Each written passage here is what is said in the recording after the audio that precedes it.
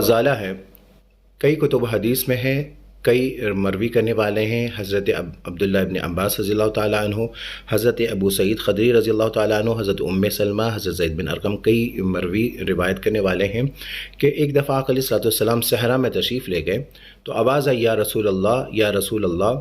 तो वो सहाबा किराम देख रहे हैं आवाज़ किसकी है। इतने में आवाज़ आती है, उदू मिन्नी या रसूल अल्लाह, या रसूल अल्लाह सल्लल्लाहु अलैहि वसल्लम, मेरी फ़रियाद सुनिए। तो देखें एक हिरनी अपनी ज़बान से आक़ा अलैहिस्सलाम को पुकार रही है।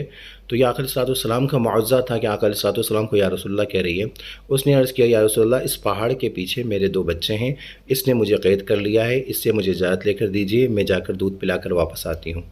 आक़ा अलैहिस्सलाम ने उस जो है अरबी से कहा कि इसको इजाज़त दो, जाकर दूध पिलाकर आएगी।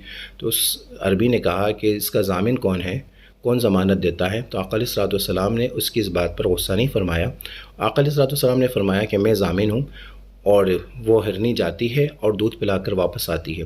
तो वो अरबी जब ये मामलात देखता है कि वो अपनी ज़बान से आक़ा अलैहिस्सलाम को पुकार रही है और वापस लौट आई, तो ये देखकर वो मुताज्जब होता है। आक़ा अलैहिस्सलाम फरमाते हैं कि तुम इसको बेच दो, मैं ख़रीद कर आज़ाद कर देता हूँ। तो वो अर्ज़ करता है कि या रसूलल्लाह, ये आप इसके मालिक हैं।